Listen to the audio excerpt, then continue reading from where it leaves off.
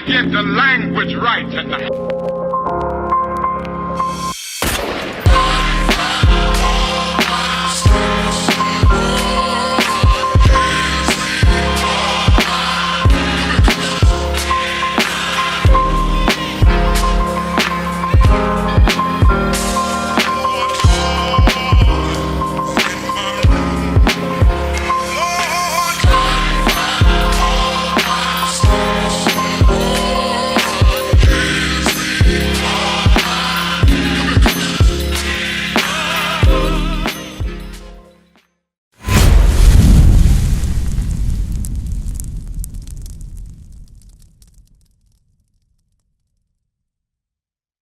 Let's go to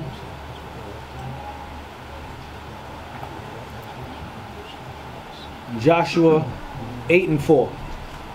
Gideon. You're going to try to be a little faster with this one. It's getting late. The book of Joshua, chapter 8, verse 4.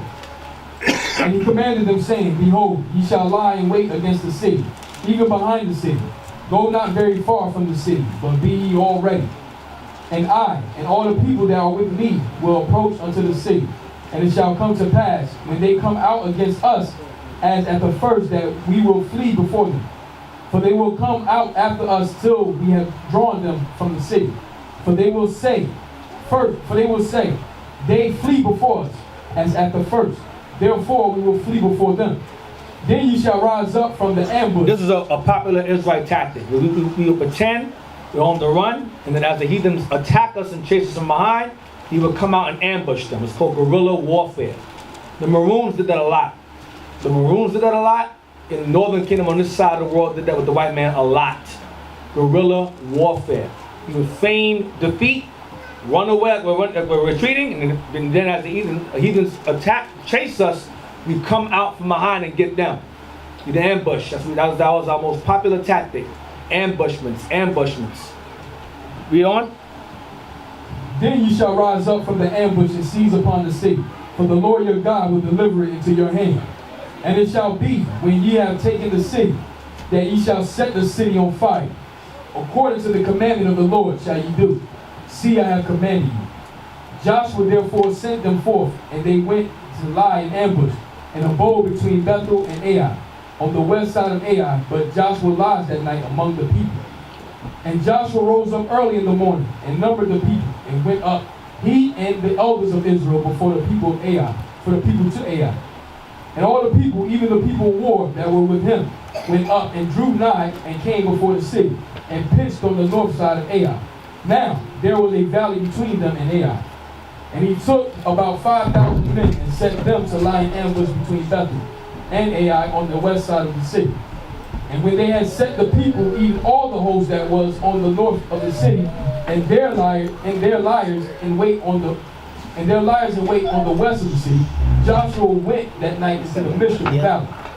And it came to pass, when the king of Ai saw it, that they hasted and rose up early, and the men of the city went out against Israel to battle, he and all his people, at a time appointed before the plain. But he was not, that there were liars in ambush against him behind the city.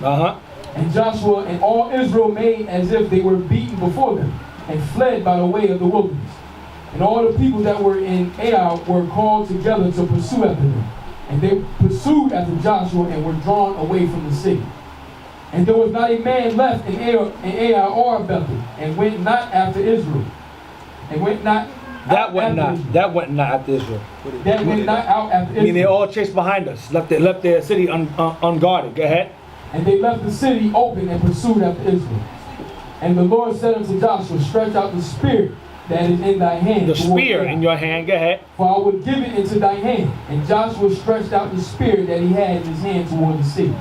And the ambush arose quickly out of their place. And they ran as soon as he had stretched out his hand. And they entered into the city and took it, and hasted and set the city on fire. That's all I want. That was by accident, actually. It would be Judges 8. But that's good. I went there first. Get Judges 8 now. Judges 8 in verse 4. Book of Judges, chapter 8, verse 4. So that's the tactic that Israel used in winning a lot of wars. Judges 8 and 4 now. And Gideon came to Jordan and passed over, he and the 300 men that were with him, faint, yet pursuing them. And he said unto the men of Succoth, give, I pray you, loaves of bread unto the people that follow me, for they be faint, and I am pursuing after Zebah and Zalmunna, kings of Midian. And the princes of Succoth said, are the hands of Zebah and Zalmunna now in thy hand, that we should give bread unto thy army? And Gideon said, therefore, when the Lord hath delivered Zebah and Zalmunna into my hand, then I will tear your flesh with the thorns of the wilderness and with briars. And he went up thence to Penuel, and spake unto them likewise. And the men of Penuel answered him as the men of Succoth had answered him. And he spake also unto the men of Penuel, saying, when I come again in peace, I will break down this tower. Now Zebah and Zalmunna were in Kerkor, and their hosts with them, about 15,000 men, all that were left of all the hosts of the children of the east. For there fell 120,000 men that drew swords. Yeah. And Gideon went up by the way of them that dwelt in tents on the east of Nebar and Jaglah, and smote the host, for the host was secure. And when Zebah and Zalmunna fled, he pursued after them, and took the 2 kings of Midian, Zebah and Zalmunna, and discomfited all the host. And Gideon the son of Joash returned from battle before the sun was up, and caught a young man of the men of Succoth, and inquired of him, and described unto him the princes of Succoth and the elders thereof, even 70 men. And he came unto the men of Succoth and said, behold, Zebah and Zalmunna, with whom ye did upbraid me, saying, are the hands of Zebah and Zalmunna men that are weary? And he took the elders of the city, and thorns of the wilderness, and briars, and with them he taught the men of Succoth. And he beat down the tower of Penuel, and slew the men of the city. Then said he unto Zebah and Zalmunna, what manner of men were they whom ye slew at Tabor? And they answered, as thou art, so were they. Each one resembled the children of a king. And he said, read it again. Then said he unto Zebah and Zalmunna, so Gideon asked, what kind of men did you kill? Go ahead. What manner of men were they whom ye slew at Tabor? And they answered, as thou art. They look like you. Go ahead. So were they. Each one resembled the children of a king. Each one resembled the children of a king. That's how he looked. Like the child of a king. A noble look. Go ahead. And he said, there were my brethren, even the sons of my mother, as the Lord liveth. If ye had saved them alive, I would not slay you. You had spared my family, I would have killed you. I want to kill you. Go ahead. And he said unto Jephthah, his firstborn. He said unto Jephthah, his firstborn. Go ahead. Up and slay them. You killed them. Go ahead. But the youth drew not his sword. The young boy didn't draw his sword. His son didn't draw his sword. Why? For he feared, because he was yet. He was still little. So that's why I said earlier that our youth were acquainted with war. We would bring our children to war with us and know how to fight. He said, you kill him. The son's too little. He couldn't do it. He couldn't kill him. Go ahead. Verse 21. Hold on. Yo, this, like, you know, when we was young, you know, this is something heavy because, you know, like, when you're young, the games that you play, you know, today, the kids and them today, what they do, they sit down and they play video games in the house and so forth. Well, growing up in the island, I'm talking about me, the kind of games we play was fighting games. You know, we're gonna play karate, like, you know, I used to go to karate classes as a little kid. You know what I mean? So these are the games we used to play every day. Every day as little boys, we playing karate, fighting. You understand? That's what we did. You know? Yeah. And as little growing up, that's the game, that's how we used to get down as little kids in the islands. And you could ask my brother Tobias, man. You know, we used to be doing some crazy stuff. You know what I mean? One time I literally run up a dude's chest, man, and kick him in his head. Oh, you know what I mean? I don't believe that story, man. No, for real, bro. I tell you, this dude chased me like 5 miles, man. And this dude was a big dude too. You know, so he chasing me, he was chasing me, dog. I was running. Cause I like, if this dude hold me, he gon' you know, he was a big dude, man, but I ran up his chest and kick him in his head, you know? But, you know, I'm just saying, as young kids, that's what we used to do. We play wild, we fight karate and stuff like that. Today is a different thing for the brothers, kids and them today. They sit down and play video games. Which, yeah, these millennials, Millennials. Millennials, kid. You know what I mean? Close enough. All right. Go ahead. 20, verse 20 again. Verse 21. Verse 20. And he said unto Jephthah, his firstborn, up and slay them. But the youth drew not his sword, for he feared because he was yet a youth. You were still little. Go ahead.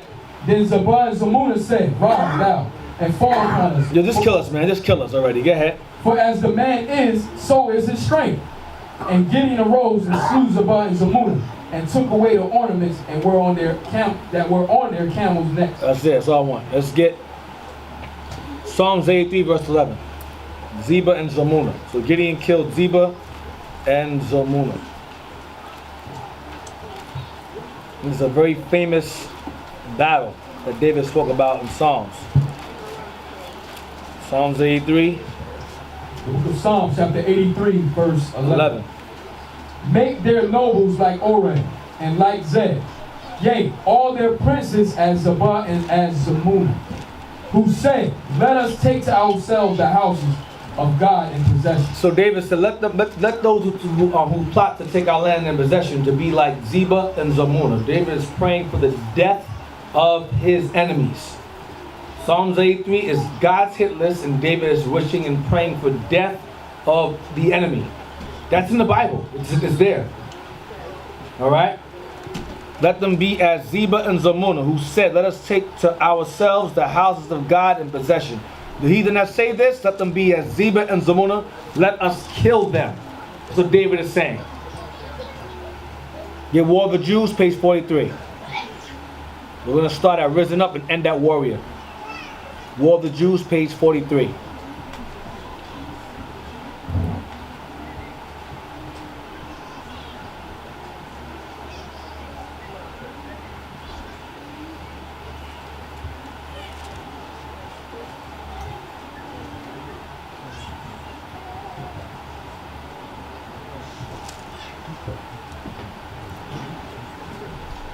We're going to start at where it says, Risen Up,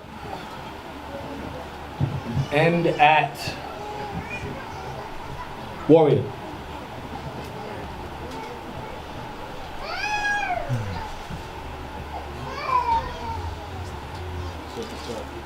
At the top.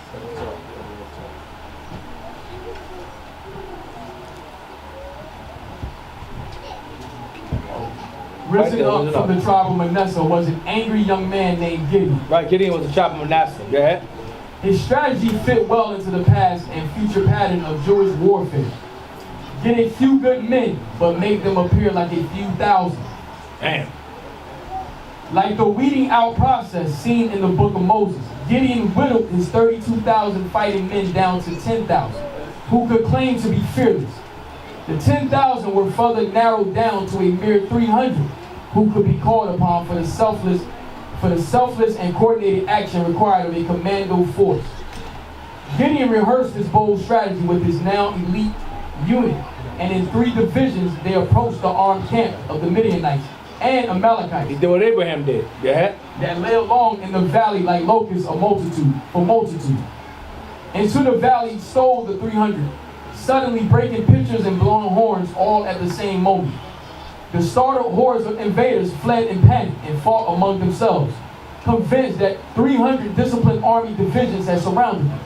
With the enemy fleeing in disarray, the larger Israelite reserve forces were able to mow down some 120,000 of their oppressors. Damn.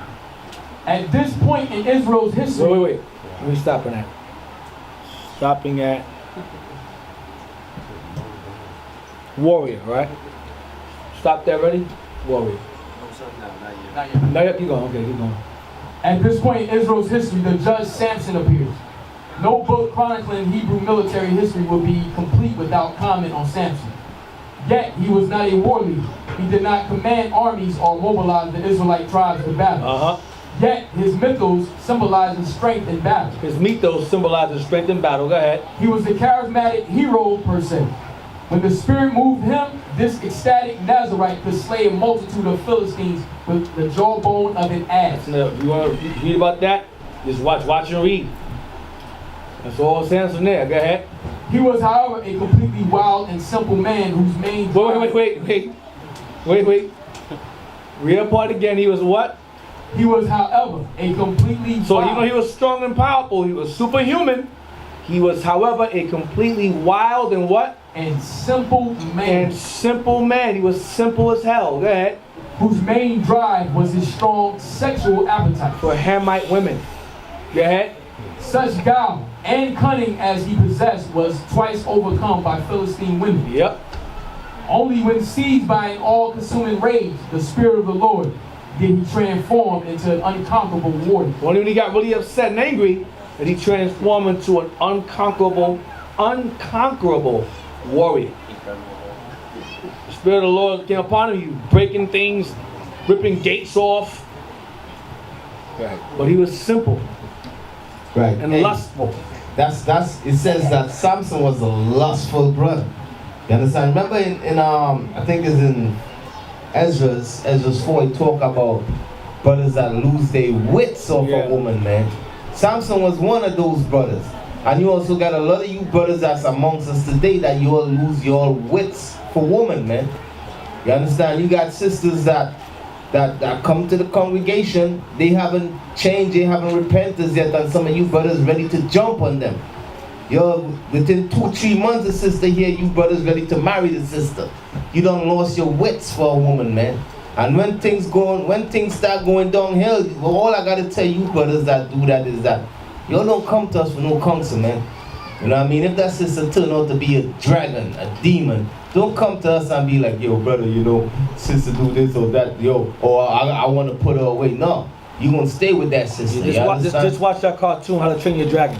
Watch that. Yeah. Just some pointers from that. Judges 14, verse 5.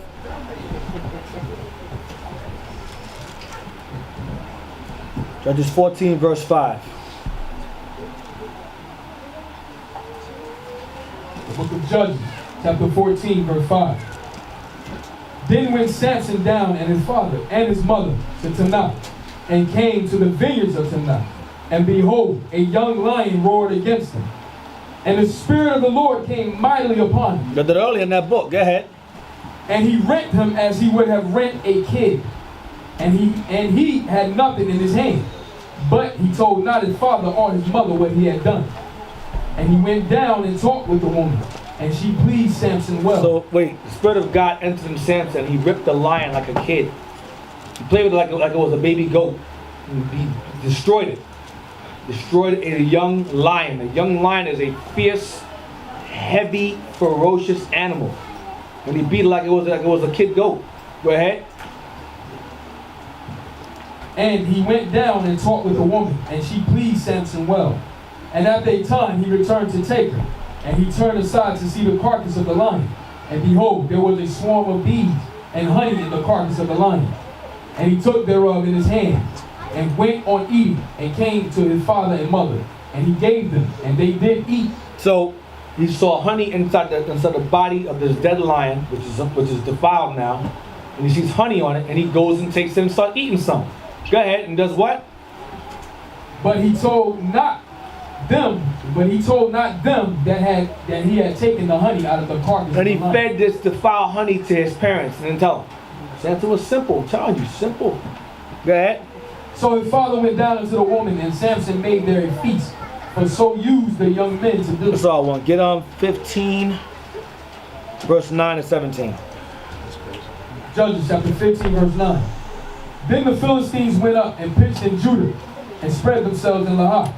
And the men of Judah said, Why are ye come up against us? And they answered, To bind Samson are we come up, to do to him as he hath done to us. Then 3,000 men of Judah went to the top of the rock, Edom, and said to Samson, Knowest thou not that the Philistines are rulers over us? What is this that thou hast done unto us? And he said unto them, As they did unto me, so have I done unto them. And they said unto him, We are come down to bind thee, that we may deliver thee into the hand of the Philistines. And Samson said unto them, Swear unto me that ye will not fall upon me yourselves. So Judah said, listen, man, we don't have no problem. You bringing problems to us. You fighting these Philistines, they roll over us. So we're going to take you to them. We don't want no problems. So Samson, promise me you won't kill me yourselves. He said, we promise we ain't gonna kill you ourselves. We're gonna take you to the Philistines ourselves. Go ahead. And they spake unto him, saying, No, but we will bind thee fast, and deliver thee into their hand, and surely we will not kill thee. And they bound him with 2 new cords, and brought him up from the rock. And when he came unto Lahah, the Philistines shouted against him, and the Spirit of the Lord came mightily upon him, and the cords that were upon his arms became as flax that was burnt with fire, and his bands loosed from off his hands. Damn, broke them off. Go ahead. And he found a new jawbone of an ass, and put forth his hand, and took it, and slew 1,000 men therewith. And Samson said with the jawbone of the ass, heaps upon heaps, with the jawbone of an ass have I slain 1,000 men. And it came to pass, when he had made an end of speaking, that he cast away the jawbone out of his hand, and called that place Ramoth Lahah. That's all I want. So Samson killed 1,000 men with the jawbone of an ass. That's in that watch and read video. I can watch it on there. History of the Jews, Volume 1, by Henrik Graetz. I'm on page 64. Page 64.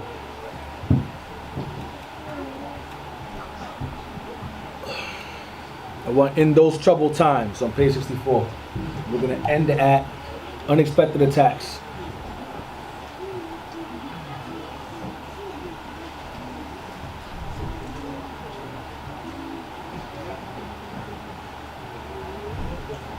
In those troubled times, there arose 2 deliverers who drove off the enemy and procured temporary relief. Jephthah and Samson, 2 adventurers, disregarding order and discipline. What did they do? In those troubled times, there arose 2 deliverers who drove off the enemy and procured temporary relief. Jephthah and Samson, 2 adventurers, disregarding order and discipline. Disregarded order and discipline. Go ahead. Brought their powers to bear, as much for evil as for good. They both displayed extraordinary activity. But while Jephthah was a warrior who conquered his enemies by warlike measures, Samson, though endowed with great strength and daring, appears to have overcome his enemies by stratagem and unexpected attacks. Good. Okay, so by stratagems and unexpected attacks. So Jephthah and Samson are known for their disregarding order and discipline, but they were still good warriors in terms of strength, daring, and stratagems and unexpected attacks. We were known for that. Get 1 Samuel 4 and 6. 1 Samuel 4 and 6.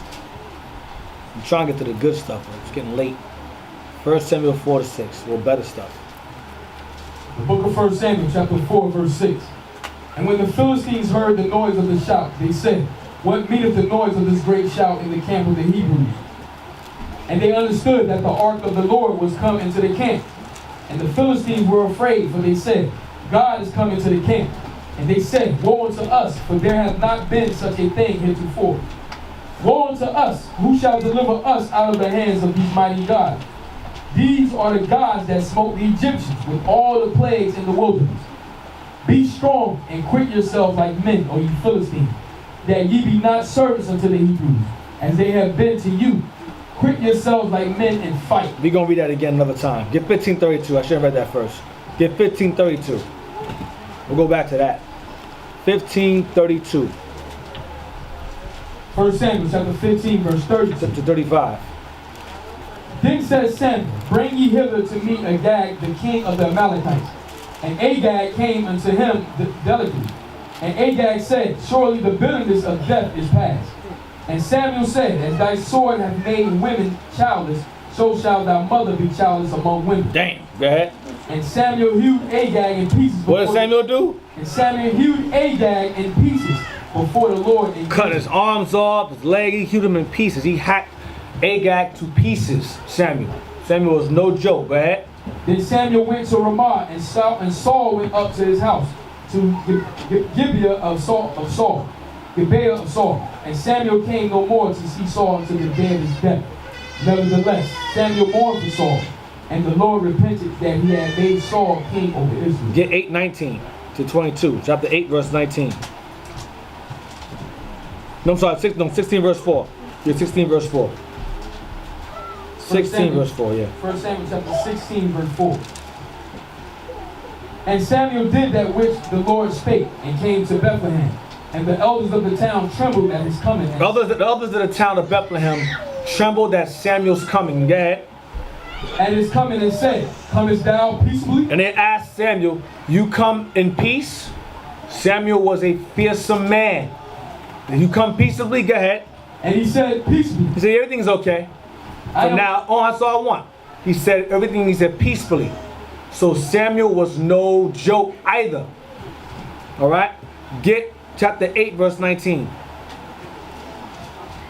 Now we're gonna get, that was Samuel. We're gonna go to David now. 8 verse 19. The book of 1 Samuel, chapter 8, verse 19. Nevertheless, the people refused to obey the voice of Samuel. And they said, Nay, but we will have a king over us. Yeah. That we also may be like all the nations. And that our king may judge us. And go out before us and fight our battle. No, we want to have the king like the heathens do. Go ahead. And Samuel heard all the words of the people, and he rehearsed them in the ears of the Lord.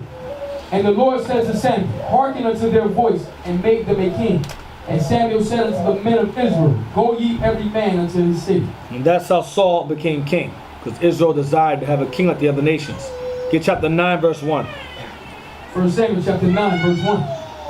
Now there was a man of Benjamin, whose name was Kish, the son of Abiel, the son of Zor, the son of Bakar, the son of Aphiah, a Benjamite, a mighty man of power. And he had a son whose name was Saul, a choice young man, and a goodly. And there was not among the children of Israel a goodlier person than he. From his shoulders and upward, he was higher than any of the people. Saul was very tall. He was very tall among the rest. Get chapter 10, verse 1. Chapter 10, verse 1. Then Samuel took a vial of oil and poured it upon his head and kissed him, and said, Is it not because the Lord have anointed thee to be captain over his inheritance? When thou art departed from me today, then thou shalt find 2 men by Rachel's sepulchre in the border of Benjamin, at Zelzah. And they will say unto thee, The asses which thou wentest to seek are found. And lo, thy father hath left the care of the asses, and sorrow for you, saying, What shall I do for my son? Then shalt thou go on forward from thence, and thou shalt come to the plain of Tabor. And there shall meet thee 3 men going up to God to Bethel, one carrying 3 kids, and another carrying 3 loaves of bread, and another carrying a bottle of wine. And they will salute thee, and give thee 2 loaves of bread, which thou shalt receive of their hands. And after that thou shalt come to the hill of God, where is the garrison of the Philistines. And it shall come to pass, when thou art come thither to the city, that thou shalt meet a company of prophets, coming down from the high place with a psaltery. Here we go. And a tabret, and a pipe, and a harp before them, and they shall prophesy. And the Spirit of the Lord will come upon thee, that thou shalt prophesy with them, and shall be turned into another man. So Saul's spirit will be changed into another man. I mean, he'll become more powerful, more mighty, more braver than he was. Go ahead. And it took time. Go ahead. Verse 7.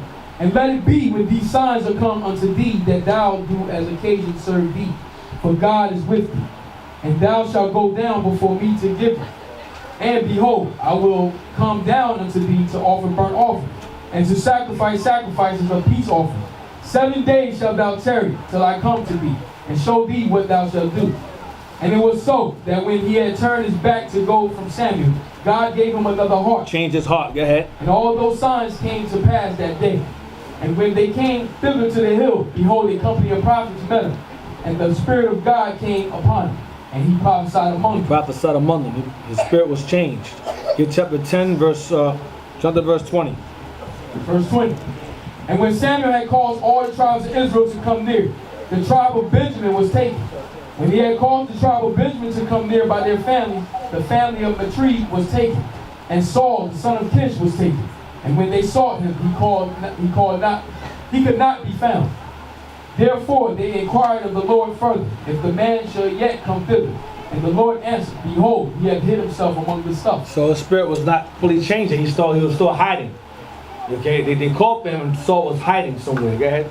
And they ran and fetched him thence. And when he stood among the people, he was higher than any of the people. He was tall. He was extremely tall. Go ahead. From his shoulders and upward. And Samuel said to all the people, see ye him, whom the Lord hath chosen, that there is none like him among all the people. And all the people shouted and said, God save the king. Then Samuel told the people the manner of the kingdom, and wrote it in a book, and laid it up before the Lord. And Samuel sent all the people away, every man to his house. And Saul also went home to Gibeah, and there went with him a band of men whose hearts God had touched. But the children of Belial said, Evil Jake, go ahead.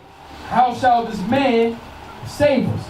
And they despised him and brought him no presents, but he held his peace. See, so he had haters. Right. Hey, the children of Baal mean the children of the devil. Meaning Satan was working in these men, and they didn't even know that. Here's the Mosai appointed a man to be leader in Israel. And you got the children of Baal, meaning the children of the devil, they murmuring and going against King Saul. How can this man save us? This, that, running their mouth. You understand what I'm saying? So it's the same thing you all see today, man. You got children of the devil just running their mouth. You understand? So that's what I want to show you. And the first thing when Saul was set up, what he encountered? Opposition. You all understand what I'm saying? Mm-hmm. The first thing Saul, when he was set up as a king, then here come the haters. Here come the opposition against him.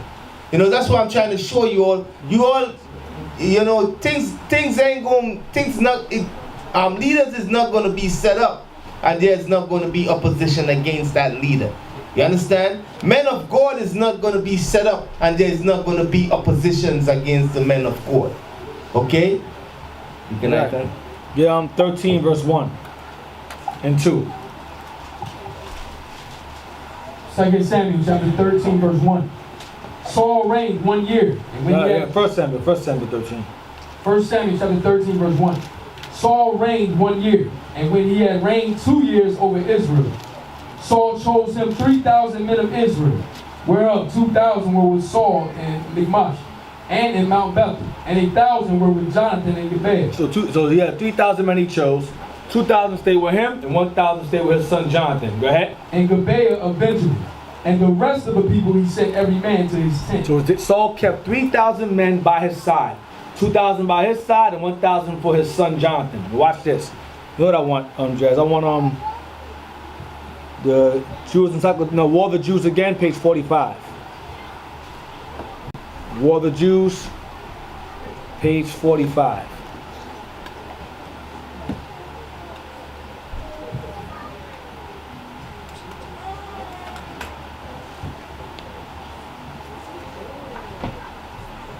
Almost there. I'm trying to get there. War of the Jews, page 45. And King Saul, the Israelites were to find a hero who combined the ecstatic spirit of wait, I'm sorry. Where I say start at? I said start at Fort Hayes and end at Jonathan. You started there? Go down. Fort Hayes and end at Jonathan. Right there, for his subsequent campaign.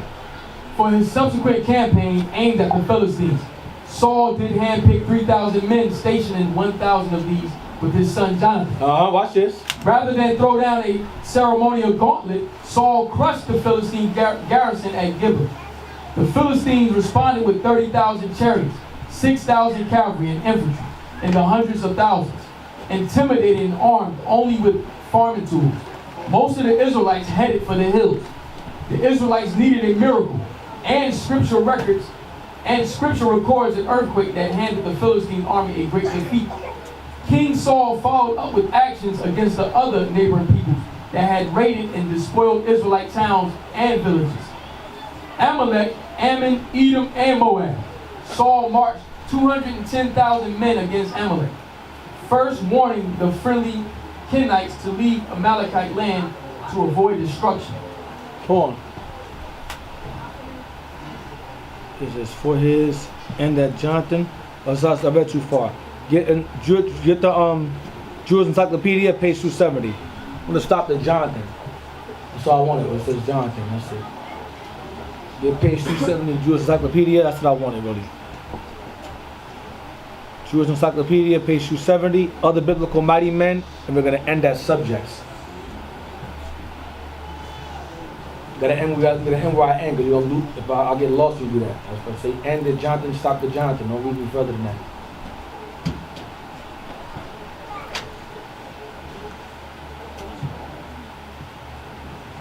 Other biblical mighty men, and end at subjects. When you get there.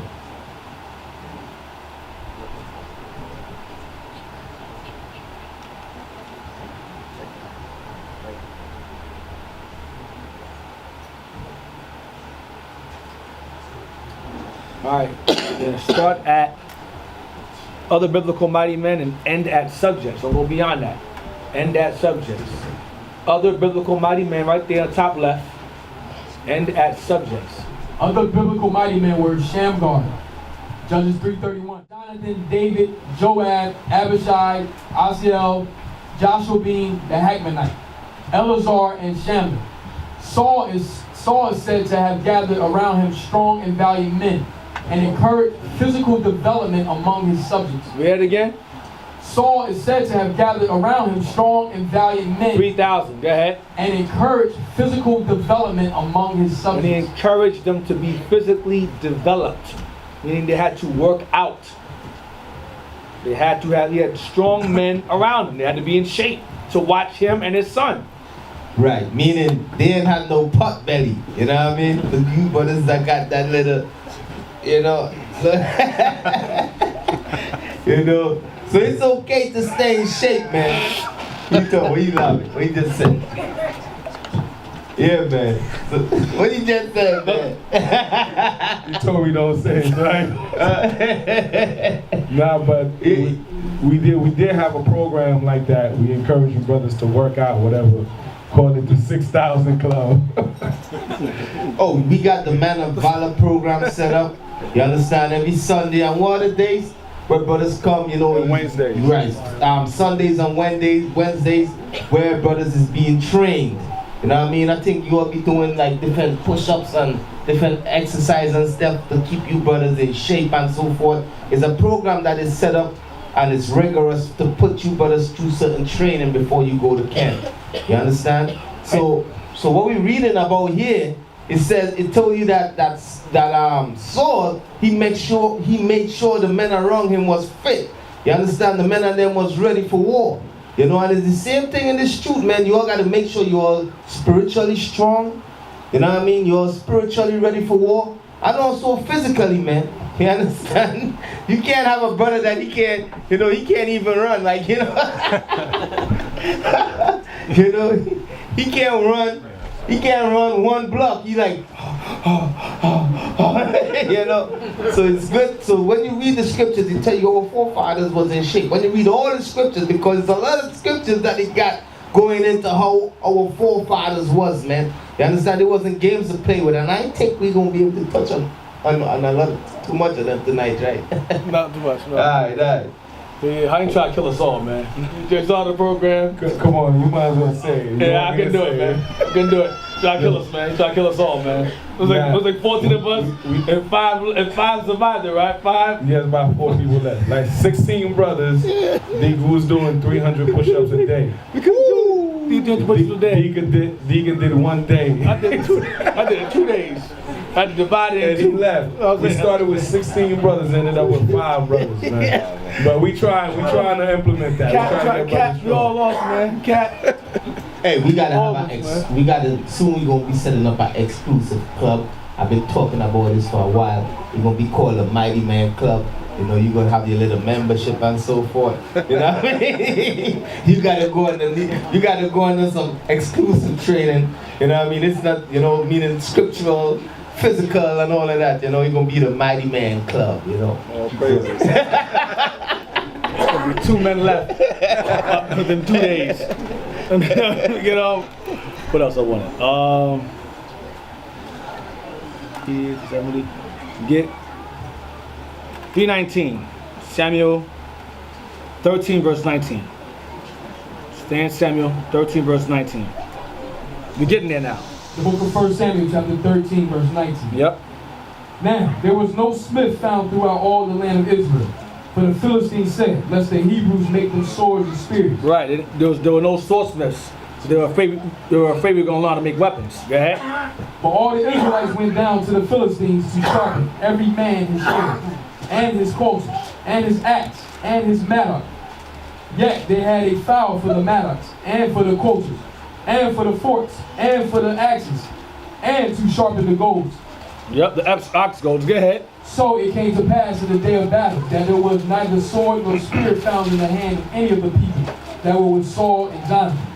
But with Saul and with Jonathan, his son, was there found. So Saul and Jonathan were the only ones that were actually armed with weapons. Go ahead. And the garrison of the Philistines went out to the passage of Michmash. Now get 26 verse 6. 26 verse 6. 1 Samuel chapter 26 verse 6. Then answered David and said to Ahimelech the Hittite, and to Abishai the son of Zeruiah, brother to Joab, saying, who will go down with me to Saul to the camp? And Abishai said, I will go down with you. So David and Abishai came to the people by night, and behold, Saul lay sleeping within the trench, and his spear stuck in the ground at his bosom. So Saul stuck his spear in the ground while he was asleep. Go ahead. But Abner and the people lay around about him. Then said Abishai to David, God hath delivered thy enemy into thy hand this day. Now therefore, let me smite him, I pray thee, with the spear, even to the earth at once. Let me kill him with his own spear. Go ahead. And I would not smite him the second time. I'll stab him one time. All I need is one stab, and that's it. I won't stab him the second time. Just one time. Go ahead. And David said to Abishai, destroy him not. Don't touch him. Go ahead. For who can stretch forth his hand against the Lord's anointed and be guiltless? Go ahead. Hold on. Read that one more time again. Verse 8. Verse 9. Verse 9. And David said to Abishai, destroy him not. So David saw his enemy. David saw his enemy helpless. You understand? I want you all to see what took place here. Read on.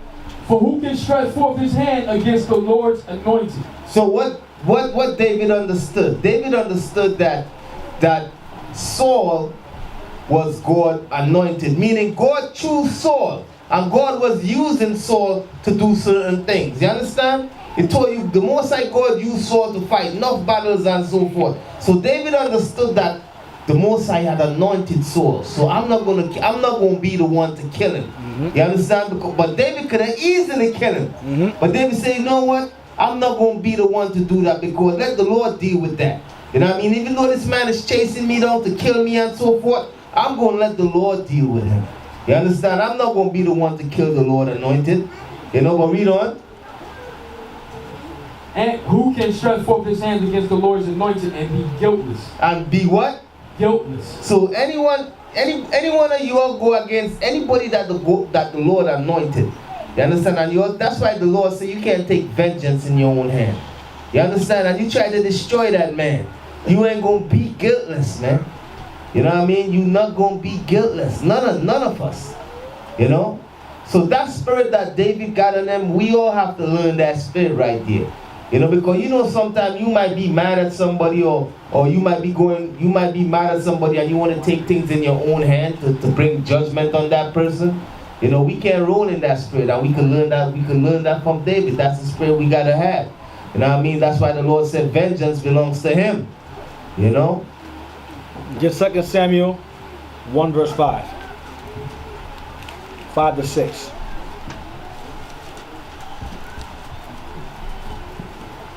Book of 2 Samuel, chapter 1, verse 5. And David said unto the young man that told him, How knowest thou that Saul and Jonathan his son be dead? And the young man that told him said, As I happened by chance upon Mount Gilboa, behold, Saul leaned upon his spear. Upon his what? Upon his spear. Upon his spear. Go ahead. And lo, the chariots and horsemen followed hard after him. So understand that Saul was a spearman. Saul was a spearman. Go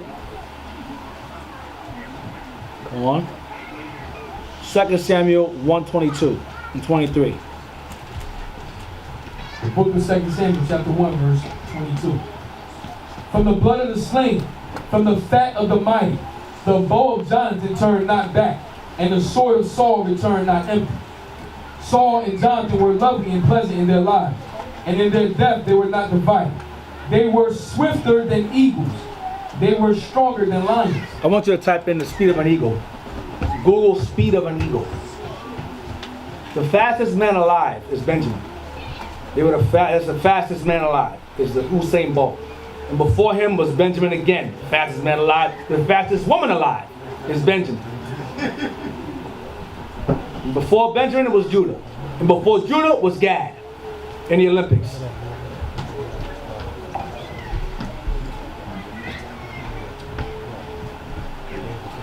Google speed of an eagle. Let's see what it says.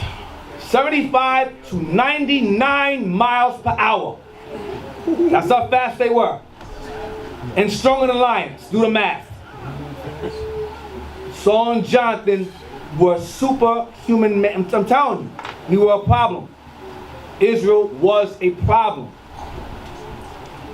Now we're a fraction of this now. Everyone no more than what, 30 now? 20 something? If that, Usain Bolt's like 30, I think. He runs like 30. Even that, to Esau's like, wow. 30 is fast. Hey, you know what scripture? The scripture that will come to mind is that. You know what I want? Get that thing. We get weaker. The scripture says as time goes by, we become weaker. Yeah, I'll get that another time. Later on. Oh, you go and hit it? Yeah, Okay. Get that later on. Yeah. I got two. That's another topic in itself. It is. You know, but as time goes on, we become much weaker, man. You know, real. We become weaker in stature, meaning we become like look at Aiton height.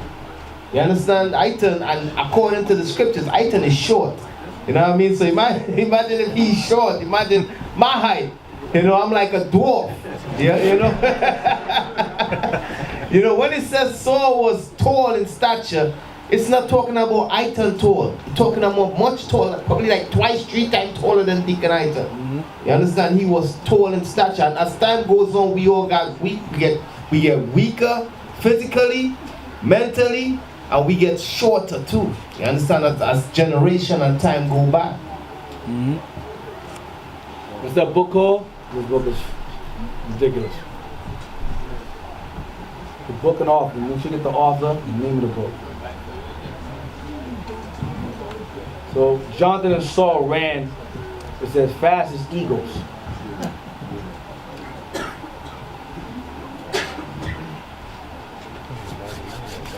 Let me sure I want this though. Hold on. Yeah, I want it. I'll take it. So they was running like that. Imagine, man. You know, and today Hussein, he running what, 30 miles an hour or so. 30 something like that. 30 something. I remember the one. Remember that movie with Jet Li, the one when he was running and the car was driving next, and the couple was like, man, he's going over 40 miles an hour. And he was like, you know. You all got it? Yeah, man. So, you know, as time goes by, we get weaker, but with true strength, Christ gonna give that back to us, man.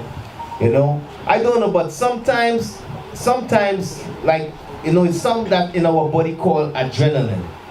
You know what I mean? Adrenaline. And sometimes when that adrenaline activates, you move a little faster than you usually move.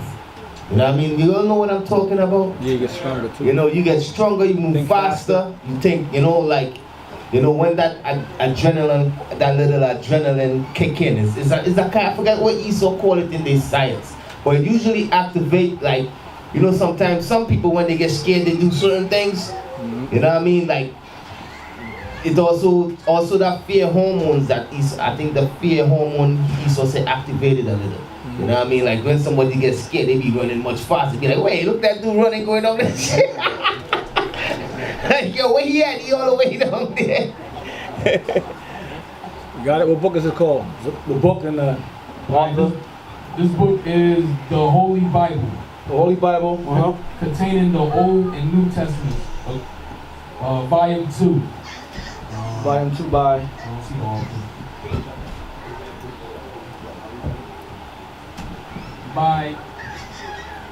By Joseph Benson. Joseph Benson? Joseph Benson. Okay, let's read that. Blow it up some. That's as far as it goes. I can see. I can't.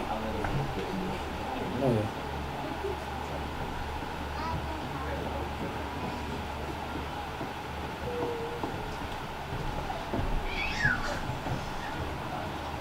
You could see, they could see.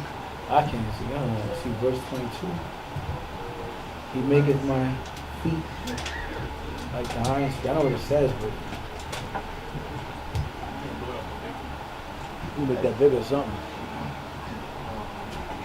Or a screenshot or something, but that's too small.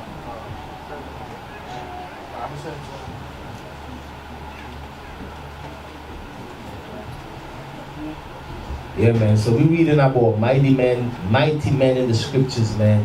The men that the Most High used to use, all of them, the Most High put some kind of physical, spiritual power on them where they could go the extra mile, man. Each one of the men and them God, each one of them, the men that God was using, you know, He put a different spirit on them, you know, for real. And what we reading about, like the Bible give us like little inklings of things that took place, but it ain't going to fall into the full aspect of the things that these men was doing. You know? I think there's a scripture where I think one point in is in Esther. Mordecai says some things he ain't writing about, man. Because he could put spirits on us, you know? Even Moses, remember the Lord told Moses, yo, don't write everything down. Some things make plain for everybody to understand, and some things write it in parables and make it hard to be understood. You know? So the Most High, some things the Most High just write it down. He ain't write it in a sense where, you know, he ain't make it plain. You just hear that, oh, he like, they ran like eagles, as fast as an eagle. No, in your mind you gotta say, you gotta go and say, damn, how fast does an eagle fly? And now when you check that, you're like, wait, that's fast. That's how fast these men was running. You know, so the Bible give us little things like this, but you know, we gotta realize that we came from a great people. And we are great people, and when you go into when you look into our forefathers, man, you know, we are powerful people. You know, we not like regular people, man. Every sports, even though I'm against sports, you know what I mean? I know some of you all do it for a job, but I'm against sports. God is against sports. All that Greek is fashion, you know. But, you know, that's why when you look at sports, any sports that our people get into, we dominate it. You understand? The only reason we ain't dominate hockey as yet because that, I don't know, I think we don't want to mess with no ice, man. It's too cold, man. That cold stuff. You know what I mean? But you might find one Jake that might be into the cold. You know what I mean? He be skating on the ice and doing all type of thing, running, you know. I'm telling you, Jake be doing some crazy stuff, man. You know, I don't know, back in the days I used to watch basketball. The last time I watched basketball is when Michael Jordan retired. Imagine how long ago that was. That's the last time I watched basketball. But he used to walk in the air. He literally used to walk. I used to be watching that thing. That man used to be jumping in the air and walking, man, like invisibly he's stepping on something. I used to be like, what the hell? You know, for real, man. He used to literally walk on the air. That's a skill. I never seen nobody do that before. That's why I call him Air Jordan. Yeah, man. Yeah, so after him, I never see nobody else do that, man. That's what you do before. You know? No, I'm talking about after Michael Jordan. I just like walking in the air, like walking. It's done, it's close. Okay. All right, but that should show you, you know, it's like a different present with Jake when it comes to sports, man. You know, and Esau used us for his entertainment. He knows. You know? Back in the days, they use our fighting skills. Like the sports we did back then, they use us as gladiators, you know, because we was bad with it, you know, with the fighting and so forth. So they use us as sports, as gladiators and so forth. You know what I mean? Oh, you got it? Yeah, read it. Okay. Alright, so we'll read verse 33. Right, it's a commentary on what's said in the scriptures. Watch what he says. He maketh my feet like hind feet, that is most swift and nimble. That means most swift and nimble. Go ahead. As he makes me wise in counsel and contrivance. Verse 32. So he makes me speedy and expeditious in execution, which are the two great excellences of a captain. Which are the two great excellences of a captain, because he was a captain. Go ahead. He gives me great agility, either to flee and escape from my enemies when prudence requires it, or to pursue them when I see occasion. Swiftness of foot was reckoned a very honorable qualification among the ancient warriors. That means speed was the most important qualification as a warrior. Go ahead.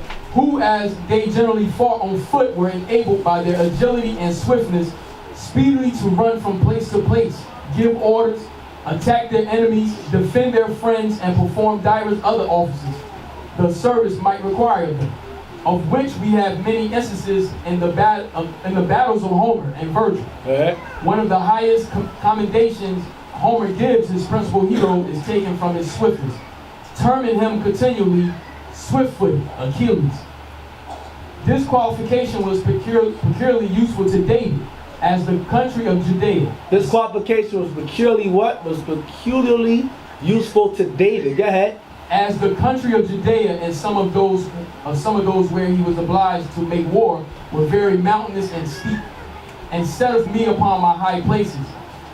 Hebrew, he maketh me to stand. That is, either he places me in safe and strong places out of the reach of my enemies, or he confirms and establishes me in that high and honorable estate, into which he have advanced me, and gives me wisdom to improve my victory. Watch this. Verse 34. He teaches my hands to war. To him I owe all the military skill or strength or courage which I have. A bow of steel is broken by my arm. Chandler renders it, my arms have bent the bow of steel. That David was able to bend and draw together even a brazen bow or one of steel. Damn. And to use it in his wars was a proof of his great strength. A proof of his what? Great strength. Go ahead, watch this. Dr. Delaney, however, certainly draws an unwarranted conclusion from these poetical expressions when he infers from them that David was the swiftest and strongest of all mankind. David was the swiftest and strongest of all mankind. Right, this ain't talking about no white boy, man. You all get that? I hope you all understand that. This ain't talking about no Jewish, these people that's in Jerusalem today talking about, ay Yehudi. They ain't talking about them. You know, this is talking about our people, man. This is talking about the American blacks here, the brothers that living here in America. That's what it's talking about, because they the tribe of Judah. You understand? You all see that thing they be doing? You know? You know, if we kept the ordinance of the Most High, there's no way the jails would be populated with Israel, Hispanics and blacks. We would not be in jail. Those bars wouldn't be able to hold us, but they couldn't hold us. All those bars would be bent. They lock us up, chains break, 70 miles an hour. You know what I mean? We out. Yeah. Now they will see the true men of God. We are not black men, we are the Israelites. That's right.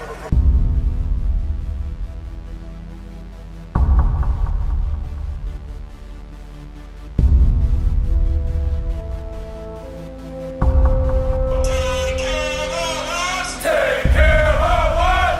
And our children too. And our children too. We have repented. We have repented. How about you? How about you? People want to know who's the king. O nation of Israel, it's time to return to the Father. O nation of Israel, it's time to return to the Father. Now why they trying to make it so hard to serve God? And why when I say that I'm a Jew it sound odd? For years I've been walking around saying that I'm a black man. I ain't saying that no more, it sounds wrong, man. This is Bishop Nathaniel of Israel United in Christ. Please subscribe to our YouTube channels. Stay up to date with our latest events, music, and classroom lessons.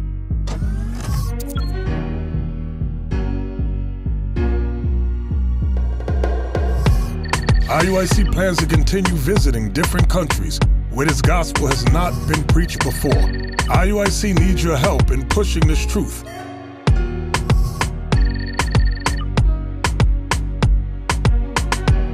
So join us. Subscribe to our Instagram, Facebook, Twitter, and podcasts, and stay up to date with us.